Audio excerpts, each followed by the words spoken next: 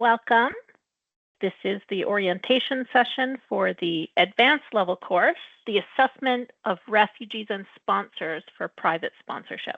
My name is Serena Richardson, and I will be the course facilitator. Now, having said that, this course is actually completely self-study.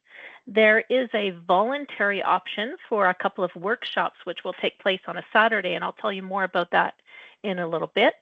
But the duration of this course is completely self-study, and so you'll be working through that at your own pace, in your own time. There is a cap to the length of time for when you can access this course. If you don't finish it within those 12 weeks, then I can certainly add you to the next session, which will run again for another 12 weeks. But let's get started. So I will begin with an outline of the course, and then I'll dive a little deeper to explain the course components and the important dates. And then I will show you how to navigate the course platform for anybody who would like me to review that. And I will also take some time for questions. As I mentioned, this course is called the Assessment of Refugees and Sponsors for Private Sponsorship. And this course builds on what was previously established in the introductory course, AET201, the Introduction to the Private Sponsorship of Refugees program. And this course will focus on the pre-screening of refugee applicants. So we'll take a deeper dive into the eligibility requirements and admissibility considerations that you will need to take a look at when you are pre-screening the refugees. And it will also focus on pre-screening of sponsors, so sponsorship group members, to verify that each individual has a financial capacity to contribute what they have agreed to contribute, as well as the group overall. Does your sponsorship group overall have enough money put aside to be able to do the financial capacity of the sponsorship? Now, unlike the introductory course, as I mentioned, this advanced level e-training course is self-paced, a self-study course. It contains 6 modules, 6 quizzes, a final exam, and 2 optional workshops. Those 2 scheduled workshops are completely voluntary. However, they are designed to give you an opportunity to review and apply what you have learned using some case examples. Each workshop is scheduled for 3 hours on a Saturday afternoon near the end of the course. Well, I would say in the last month of the course, the last month that it's available. And even though you have 12 weeks to complete the course, it is actually possible to finish it within about 5 to 6 weeks. However, all final exams will be graded at the same time in the 2 weeks following the deadline for the course. So that last date, the 30th of March, is when you will have to have your final exam submitted. And then usually within a few days, but keep in mind that it may take up to a couple of weeks to grade all of the final exams, depending on how many course participants there are. Upon successful completion, you will receive a course certificate. So successful completion means that you obtain a 60% passing grade for the final exam, as well as the course overall, and that you have spent a minimum of 12 hours of reading time for the course. So we'll quickly identify each of the modules. Module 1 takes a look at the global overview of resettlement as well as the legal instruments. After this module, you should be able to describe international instruments, the framework, and other sources of law and governance related to refugee resettlement, UNHCR's role and responsibilities in the protection of refugees, and how settlement works as a tool for international protection.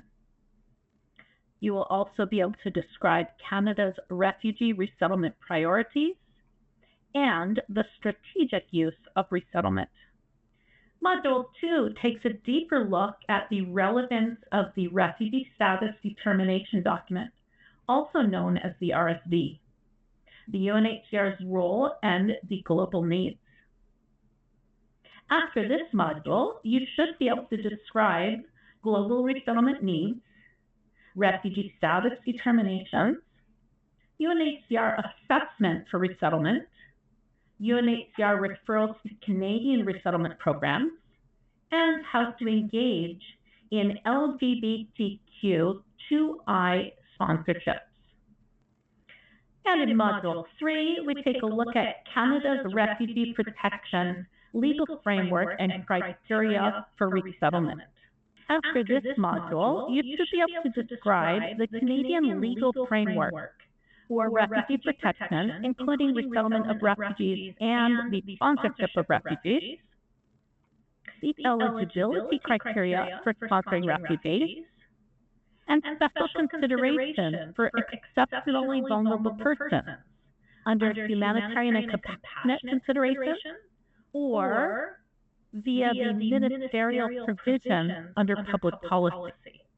And you'll also be able to describe Canada's Convention refugee and country of asylum class definitions, the exclusion criteria, as well as refugee rights and freedoms, and how to assess for credibility and the ability to establish in Canada.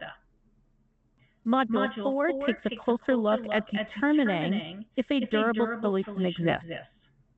After this module, you should be able to describe how to verify the lack of other durable solutions, distinguish voluntary repatriation from other types of return, define Canada's and UNHCR's interpretation of local integration. And you'll be able to assess local integration in the country of asylum for both signatory and non-signatory countries. And you should also be able to explain de facto integration. Module 5 takes a closer look at the different types of admissibility concerns IRCC may have. And after this module, you should be able to describe the Canadian legal basis and policies behind screening for admissibility, how to identify applicants who are inadmissible to Canada, and the admissibility of applicants with criminal records, and how to identify applicants who would be deemed to be security threats in Canada, as well as factors relating to health and criminality that would make a person inadmissible to Canada. We'll also be able to provide questions that to be considered when assessing admissibility requirements. Module 6 takes a closer look at the financial capacity of sponsors, calculating the minimum cost of sponsorship, and how to assess a financial contributor, how to calculate for deductions, and what kinds of proof documents are needed. After this module, you should be able to understand your legal liability as sponsor and where to find information on the financial commitments. You'll be able to calculate the minimum cost of sponsorship based on RAP rate, family size, composition, and case-specific needs. You'll also be able to assess a group of 5 individual members for eligibility to be listed as a financial contributor, as well as a group collective financial capacity to sponsor. You'll also be able to determine if a SAW constituent group or co-sponsor has sufficient funds to support a sponsorship undertaking. You'll be able to determine if the sponsorship group has sufficient proof documents to demonstrate their financial capacity to support a sponsorship undertaking. So those are the modules. Now I'm going to briefly talk about the online workshops.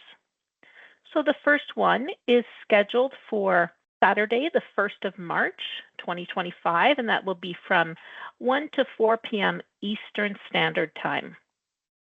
In this voluntary workshop, students will have the opportunity to work together with other course participants and apply their learning with practical case examples as we walk through the steps for assessing refugees for eligibility, durable solutions, and flagging admissibility concerns.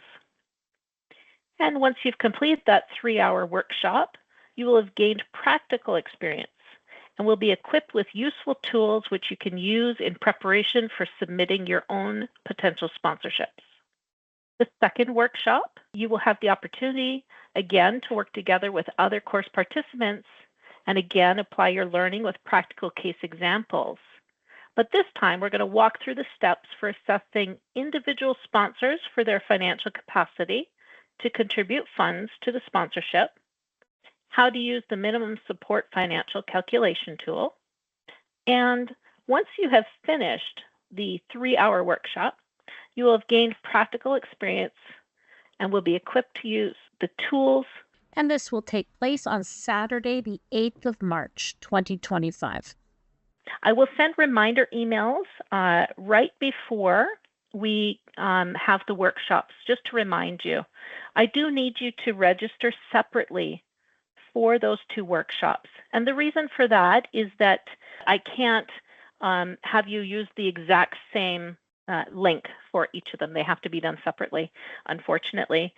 They will take place in this Teams platform, and they will not be recorded because they are 3 hours in length and they are interactive. So it doesn't make sense for somebody to simply just watch at a later time. So do register and participate if you are able to. Now, each module has several components within it, or several activities. And so the first activity you will start with is the Test Your Knowledge question.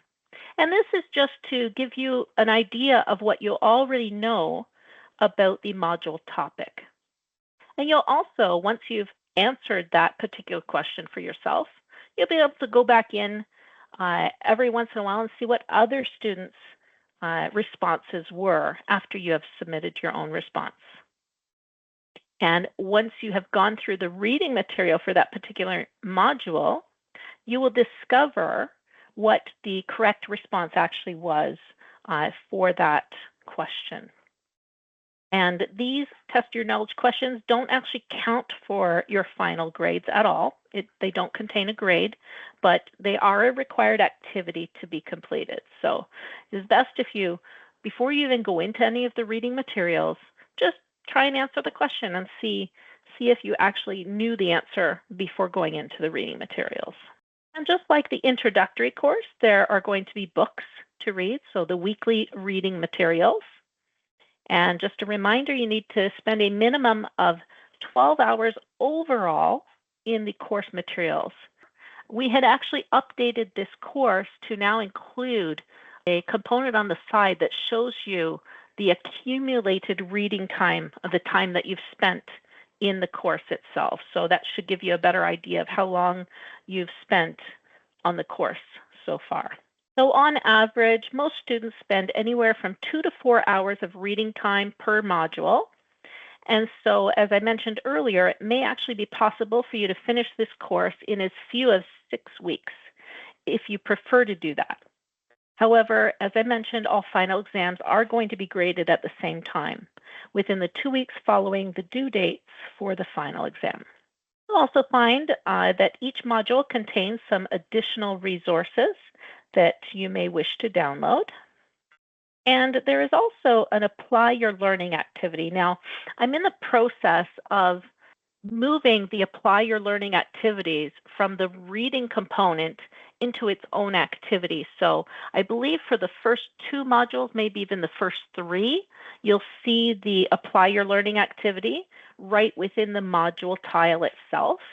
And for the remaining ones, because I haven't gotten them transferred over yet, you'll find those Apply Your Learning activities within the table of contents for a particular reading booklet. But the Apply Your Learning activities are available within each of those modules, either way, either within the tile or within the reading component. And of course, each of the modules also has a quiz, and each quiz contains 15 questions. And the quizzes represent 50% of your overall mark. Now, the final exam is going to be due on the 30th of March, no later than 11:59 p.m. Eastern Time. You can certainly attempt and submit your final exam before then. So if you plan to finish this course quickly and you finish it within the next 5 to 6 weeks, you can certainly complete your final exam at that time. However, you will have to wait until the remainder of the students complete the final exam before you'll obtain your final grade and your certificate. And that's simply because we want to keep the integrity of the final exam questions intact. Now, there are 30 questions to complete within the 3-hour time limit. And keep in mind, it is not an open book exam. So responses that are copy and pasted from the course materials or from the internet or using AI. AI chat GPT is not allowed for your responses for the questions. So if we do see that your responses appear to have come from any of those sources, you will receive a grade of 0. So be sure to read the questions carefully before submitting your response to make sure you fully understand what is being asked. And you will have a 3-hour time limit, which is typically sufficient for even those whose first language is not English. Within the final exam, you're going to notice that not only will there be multiple choice, true or false questions, some drag or drop responses, but there are also 7 long answer questions. So typically you will be given a case scenario, and then you will be asked a question, and you will have to type your response in your own words to that question. Now, I'll give you a hint. Take a look at what the grade value is for that particular question before you respond. If the grade value is high, that is a good indication that I'm looking for more than just a 1-sentence response. And in fact, one of the questions, I'm looking for 12 bullet points as your response for one particular question. It's quite involved. And so keep that in mind. I want you to give yourself sufficient time to answer those long answer questions, but also understand that in many cases, the grade points reflect how much information you should be providing to me for a particular question. So to obtain the certificate, you must obtain a grade of at least 36 out of 60, and that is a minimum of 60%. You must also spend the minimum time requirement on the reading materials, again, which is 12 hours overall. So this may look familiar to you. It's very similar to the structure and how the dashboard looks as it was for the introductory course. You would start on the click here, the start here tile, which will provide you the recording of this orientation session once I have a chance to post it online, probably tomorrow. And it will also include the course syllabus. Please be sure to read through the course syllabus. Yes, I think that's all it will have. And then you can proceed through each of the modules. Keep in mind that the modules are consecutive. So you'll need to complete Module 1 before moving on to Module 2, and then Module 3, Module 4, 5, and 6, and so on. And so you're going to want to log into etraining.rstp.ca, and then you're going to select the course Assessing Refugees and Sponsors for Private Sponsorship. And if it's been about a year since you've logged into the eTraining platform, you may need to contact me to reset your password for you. So if that's the case, just email me at etraining@rstp.ca and I can reset your password for you. Well, I do wish you the best of luck in working through this course content. There is a lot, but it is so valuable. I think you will find this course interesting and you will gain a lot as sponsors in this journey. Do feel free to email me if you get stuck or you are concerned or you have any questions about the course.